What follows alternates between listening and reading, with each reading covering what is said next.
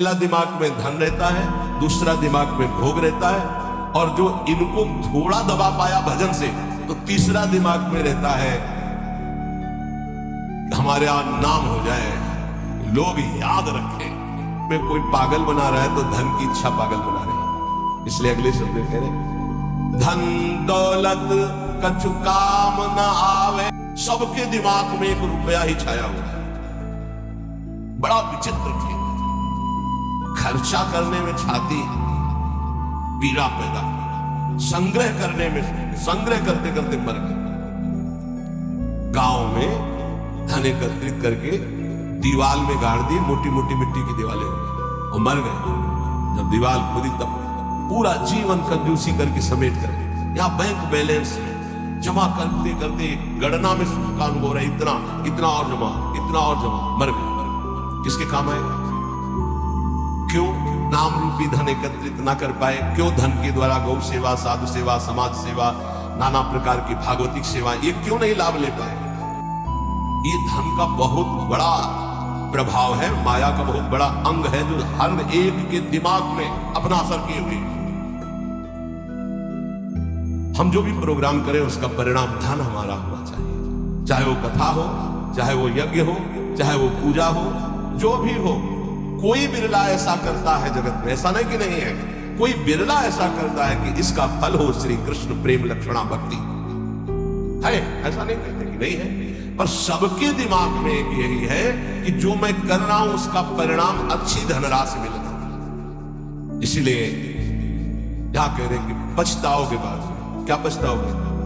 अरबों रुपया बैंक में जमा करके पधार गए, वो भारतीय बैंक का वही रखा हुआ है, आपकी केवल जीवन की श्वासें नष्ट हो गई, बस आसक्ति उसकी आपकी दुर्गति कराएगी। जीवन का समय आपको उसके संग्रह में गया, कुछ कितना भोगोगे, कितना भोगोगे, क्या खाओगे, कितना खाओगे? जब शरीर ही नहीं रहेगा तो ये सब खाना पीना किस कार्य में आया यदि सच्चिदानंद से चित्त नहीं हो रहा। इसलिए पछताओगे यदि धन की प्रधानता जीवन में रही।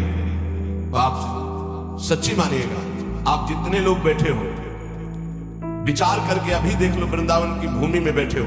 हम नहीं कहते कि सबके दिमाग में होगा, लेकिन आप देख लो प्रधानता हर क्रिया के परिणाम में धन प्राप्ति की लालसा। हर क्रिया, साधु संग कर रहे हैं तो ऐसी कुछ आशीष हो जाए कि धन प्राप्ति हो जाए। हम ठाकुर सेवा, ठाकुर दर्शन, उपासना, सबका परिणाम एक धन की तरफ रहता है, सबका परिणाम। कोई बिरला ऐसा होता है जिसके दिमाग में धर्म होता है कि मैं जो भी करूंगा धर्म पालन के लिए करूंगा, मेरे जीवन का उद्देश्य है समस्त जगत को सुख प्राप्त हो, भगवान प्रसन्न हो जाए, बस। ये कोई बिरला करता होगा, बिरला। वो भक्ति का आडंबर करके, वो वैराग्य का नाटक करके, उपदेश का, व्यापार का, संसार का, चाहे वो परमार्थ हो या व्यवहार हो, दोनों में प्रधानता हमारी रहती है धन की।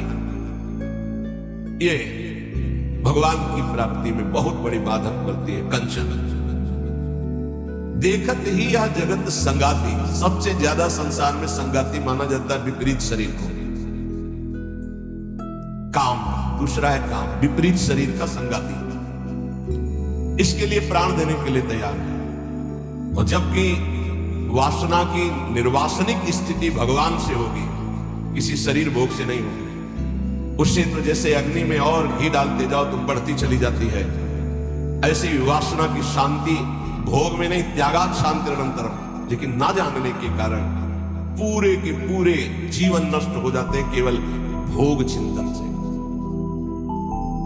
बहुत आश्चर्य की बात है, यदि इसे भजन के बल से, भगवत कृपा बल से, गुरु कृपा बल से इसे संभाला ना गया तो मिले भले कुछ ना, पूरे जीवन इसी का संकल्प बनता रहता है, चिंतन होता रहता है। ये ठग है जो हमारे जीवन को नष्ट कर देते हैं।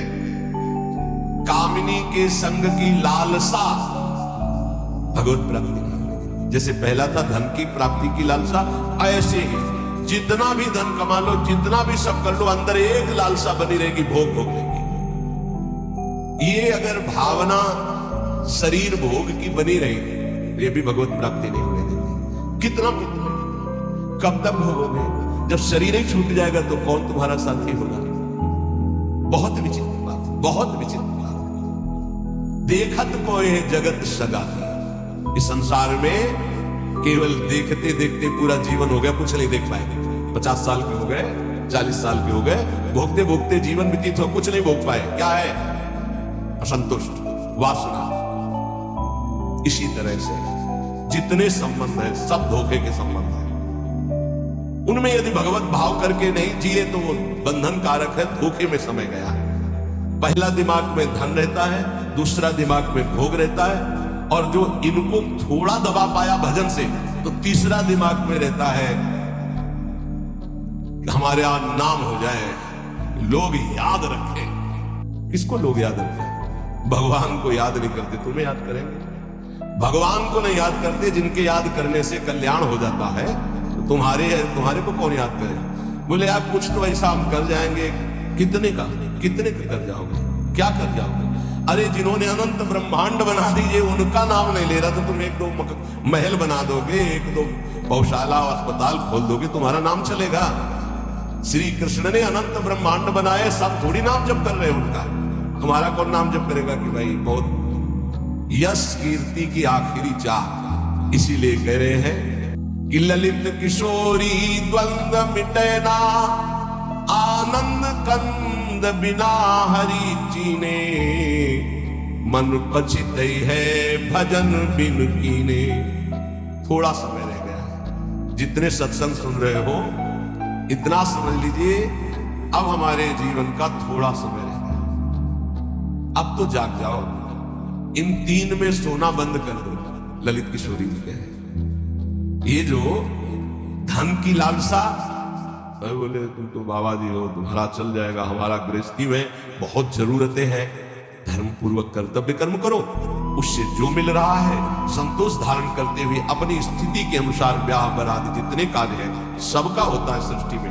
आज दुख पाया जा रहा है अपनी स्थिति से हटकर करने पर, आज दुख पाया जा रहा है केवल प्रशंसा के लिए करने पर।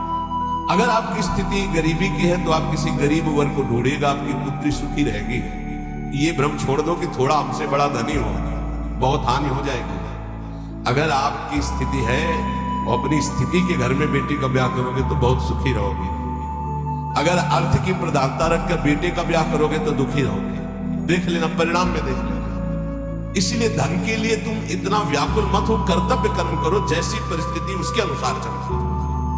भोग के लिए इतना व्याकुल न रहो। जो धर्म पूर्वक वाणी ग्रहण किया है, भगवान की पूजा की भावना रखकर उसका, तो आप उससे मुक्त हो जाएंगे।